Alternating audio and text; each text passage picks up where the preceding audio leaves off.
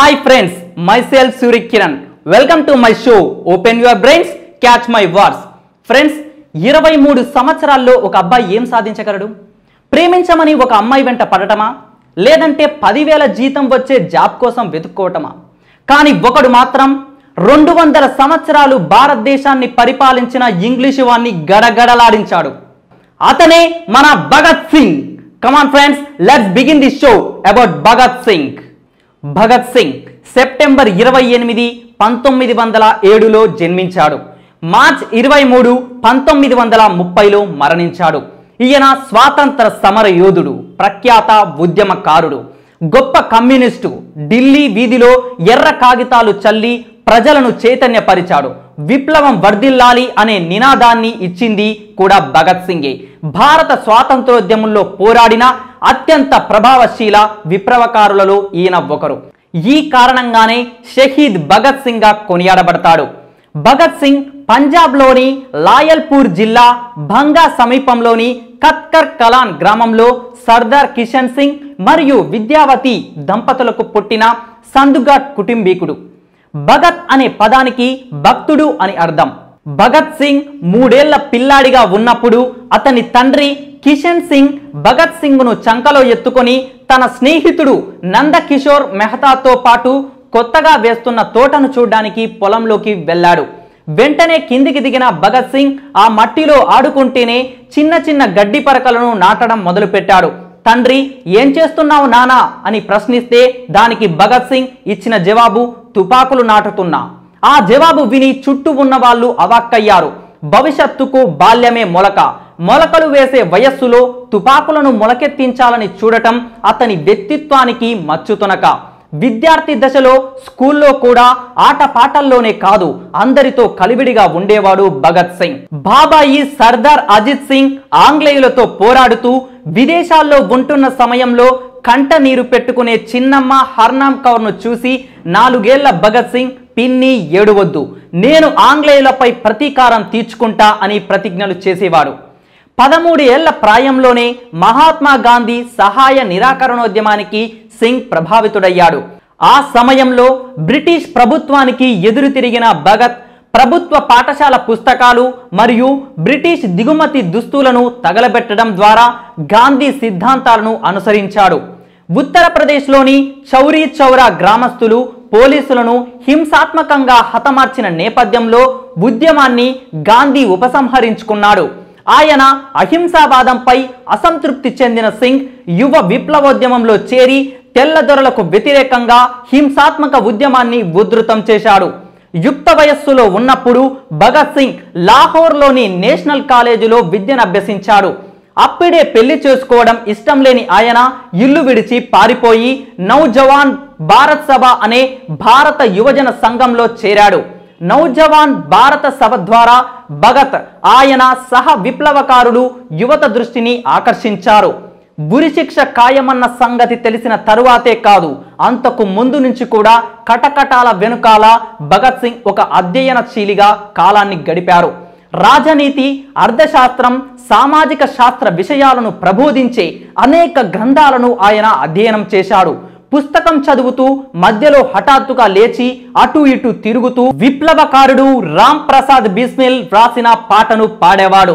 చరిత్రకారుడు కెఎన్ పనిక్కర్ ప్రకారం భగత్ సింగ్ భారతదేశంలో ఆరంభ Marxist. Bhagat Singh Hindustan Socialist Republican Party స్థాపక సభ్యులలో ఒకడు. ఇప్పుడు పాకిస్తాన్లో ఉన్న లాయల్ జిల్లా బంగా గ్రామంలో కిషన్ సింగ్ విద్యావతి దంపతులకు భగత్ సింగ్ జన్మించాడు.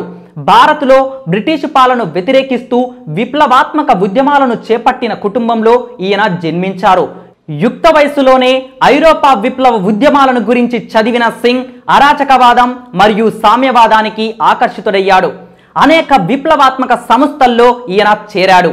హిందుస్థాన్ గణతంత్ర సంఘం హెచ్ఆర్ఓలో ఒక్కో మెట్టు ఎక్కుతూ అనతి కాలంలోనే అందులోని నాయకుల్లో ఒకటిగా ఎదిగిన ఈయన ఆ తరువాత దానిని హెచ్ఎస్ఆర్ఏగా మార్చాడు.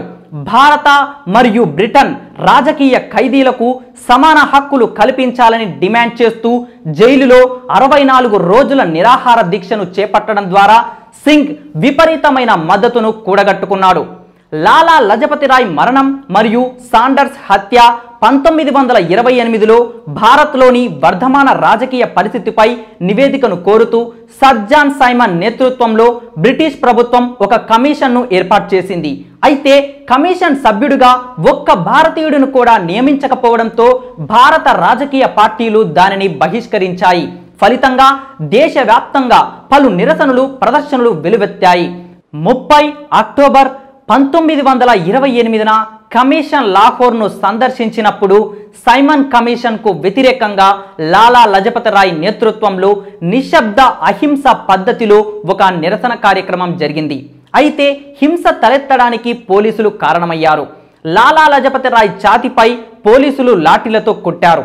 దాంతో ఆయన తీవ్రంగా గాయపడ్డారు. ఈ సంఘటనను కల్లారా చూసిన భగత్ సింగ్ ప్రతీకారం తీర్చుకోవాలని నిర్ణయించుకున్నాడు.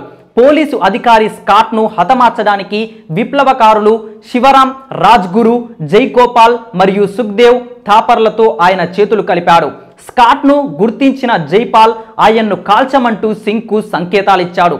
అయితే పొరపాటు గుర్తింపు కారణంగా డిఎస్పీ జేపీ సాండర్స్ కనిపించినప్పుడు సింగ్కు జైపాల్ సంకేతమిచ్చాడు. ఫలితంగా స్కాట్కు బదులు సాండర్స్ హతమయ్యాడు.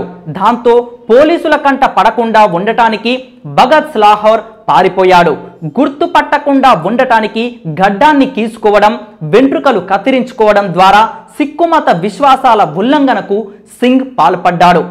విప్లవకారుల చర్యలను అణిచివేసే దిశగా భారత రక్షణ చట్టాన్ని తీసుకురావడం ద్వారా పోలీసులకు బ్రిటిష్ ప్రభుత్వం మరింత అధికారం కల్పించింది. భగత్ సింగ్ వంటి విప్లవకారులను అణిచివేయడం ఈ చట్టం యొక్క ప్రధాన ఉద్దేశం.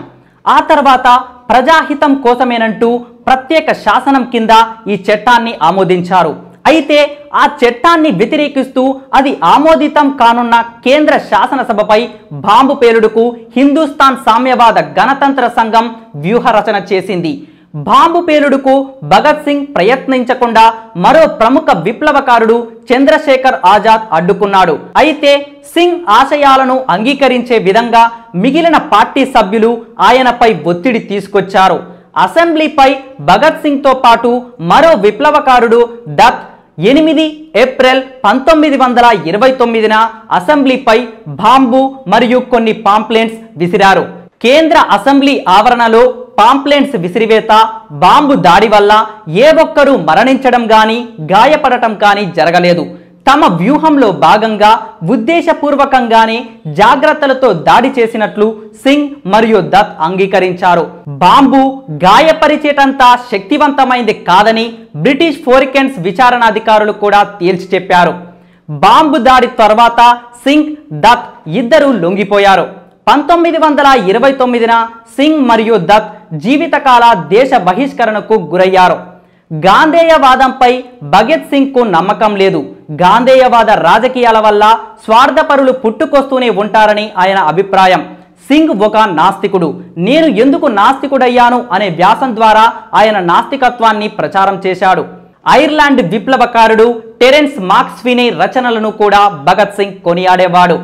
తన కుమారుడిని క్షమించమంటూ భగత్ సింగ్ తండ్రి బ్రిటిష్ ప్రభుత్వాన్ని అభ్యర్థించినప్పుడు టెరెన్స్ మాక్స్వీనే మాటలను సింగ్ ఉటంకించాడు. నా విడుదల కన్నా నా మరణం బ్రిటిష్ సామ్రాజ్యాన్ని కూలదోయగలదని నా విశ్వాసం అని చెప్పి పిటిషన్ను ఉపసంహరించుకోవాలని తన తండ్రికి సూచించాడు. అసెంబ్లీపై బాంబు విసిరేసిన సంఘటనని కాస్త ముందుగా తన సహచరుడు సుఖ్దేవ్కు వ్రాసిన లేఖలో భగత్ సింగ్, నాకు ఆశలు ఆకాంక్షలు ఉన్నాయి, ఆనందమైన జీవనం గడపాలనుంది. అయితే అవసరం వచ్చినప్పుడు వీటన్నిటినీ త్యజించగలను. ఇదే అసలైన బలిదానం. అహింస సత్యాగ్రహాలను బోధించే గాంధేయవాదం మీద భగత్కు నమ్మకం ఉండేది కాదు. గాంధేయవాదం దోపిడీదారుల్ని మారుస్తుందే కానీ దోపిడీ నుంచి విముక్తి కల్పించదని భగత్ విశ్వసించేవాడు. బలిదానం ద్వారా అమరవీరుడుగా భగత్ సింగ్ గుర్తింపు పొందాడు. అమరవీరుడిగా భావించే లాలా లజపతి రాయ్ మరణానికి ప్రతీకారం తీర్చుకోవడం ద్వారా సింగ్ తనను తాను అమరవీరుడిగా భావించేవాడు. 9 ఏప్రిల్ 1929న కేంద్ర శాసనసభపై విసిరిన పాంప్లెంట్స్లో ఆయన ఈ విధంగా పేర్కొన్నాడు. వ్యక్తులను చంపడం సులభమైనప్పటికీ సిద్ధాంతాలను సమాధి చేయలేరు. గొప్ప సామ్రాజ్యాలు కూలిపోయినా సిద్ధాంతాలు మాత్రం సజీవంగానే ఉన్నాయి. రష్యా విప్లవ అధ్యయనాలు మొదలుపెట్టాక ఆయన చనిపోవాలనుకున్నాడు. తన మరణం వల్ల యువత ప్రేరేపితులై తెల్లదొరలపై సంఘటితంగా తిరగపడతారని ఆయన భావించాడు. తమను యుద్ధ ఖైదీలుగా గుర్తించడం ద్వారా ఉరి తీయకుండా కాల్పుల బృందం చేత హతమార్చాలని జైలులో ఉన్నప్పుడు భగత్ సింగ్ మరియు మరో 2 వైస్రాయికి లేఖ రాశారు. క్షమాభిక్ష ముసాయిదా లేఖపై సంతకం కోసం భగత్ సింగ్ మిత్రుడు ప్రన్నత్ మహతా ఆయన్ను ఉరి తీయటానికి 4 రోజుల ముందు మార్చి 20న జైలులో కలిశాడు. అయితే సంతకం చేయటానికి సింగ్ నిరాకరించాడు. సింగ్కు సంబంధించి ప్రత్యేకించి ఆయన మరణం చుట్టూ నెలకొన్న సంఘటనల వెనుక అనేక పన్నాగ సిద్ధాంతాలు ఉన్నాయి. సింగ్ను ఉరి తీయకుండా ఆపే అవకాశం మహాత్మా గాంధీకి ఉండటం చాలా ముఖ్యమైన అంశాల్లో ఒకటి. అయితే ఆయన అలా చేయలేదు. భగత్ సింగ్ పట్ల విచిత్ర వైఖరితో వ్యవహరించిన మరియు ఆయన ఉరిని వ్యతిరేకించని వ్యక్తిగా గాంధీని చూపిన ది లెజెండ్ ఆఫ్ భగత్ వంటి పలు చిత్రాలు విడుదల తర్వాత ఈ ప్రత్యేక వాదం ఆధునిక ప్రజల్లో బాగా వ్యాపించింది. అయితే సింగ్ను ఉరి తీసేలా బ్రిటిష్ ప్రభుత్వంతో కలిసి గాంధీ కుట్ర పన్నాడనేది మరో భిన్నవాదం. ఈ 2 వాదాలు కూడా సందేహాస్పదంగాను మరియు వివాదాస్పదంగాను ఉన్నాయి. సింగ్ను ఉరి నుంచి తప్పించడానికి కానీ లేదా శిక్షను తగ్గించడానికి బ్రిటిష్ ప్రభుత్వంతో గాంధీకి అంతగా సాన్నిహిత్యం లేదనేది ఆయన అనుచరుల వాదన. అంతేగాక స్వాతంత్రోద్యమంలో సింగ్ పాత్ర ఉద్యమ నాయకుడిగా గాంధీ పాత్రకు ఎలాంటి ముప్పు లేదు. అందువల్ల సింగ్ చనిపోవాలని గాంధీ కోరుకోవడానికి కారణం లేదని ఆయన అనుచరులు స్పష్టం చేశారు. భగత్ సింగ్ అతని విధానాల వలన జీవితాంతం మృత్యువు తర్వాత కూడా విమర్శించబడ్డాడు. బ్రిటిష్ వారికి విరుద్ధంగా అతని విప్లవాత్మక మరియు హింసాత్మక ఆలోచనలు మరియు గాంధేయవాద ఇండియన్ నేషనల్ కాంగ్రెస్ కు విరుద్ధంగా అతని ఆలోచనలు ఉండడమే ఇందుకు కారణం. సాండర్స్ని తుపాకీతో కాల్చడం, ఇంకా ప్రాణాంతకం కాని బాంబులను విసరడం వంటివి గాంధీ అహింసావాదానికి విరుద్ధం. ఇండియన్ నేషనల్ కాంగ్రెస్ ప్రత్యేకించి మహాత్మా గాంధీ యొక్క అహింసావాద సిద్ధాంతాలను వ్యతిరేకించాడంటూ మరణానంతరం భగత్ సింగ్ను ఆయన సమకాలీకులు ప్రజలు తీవ్రంగా విమర్శించారు. ఆశయ సాధన కోసం సాండర్స్ను కాల్చడం మరియు ప్రాణహాని లేని బాంబుల విసిరివేత వంటి సింగ్ అనుసరించిన పద్ధతులు గాంధీ అహింస సహాయ నిరాకరణ ఉద్యమాలకు పూర్తిగా భిన్నమైనవి.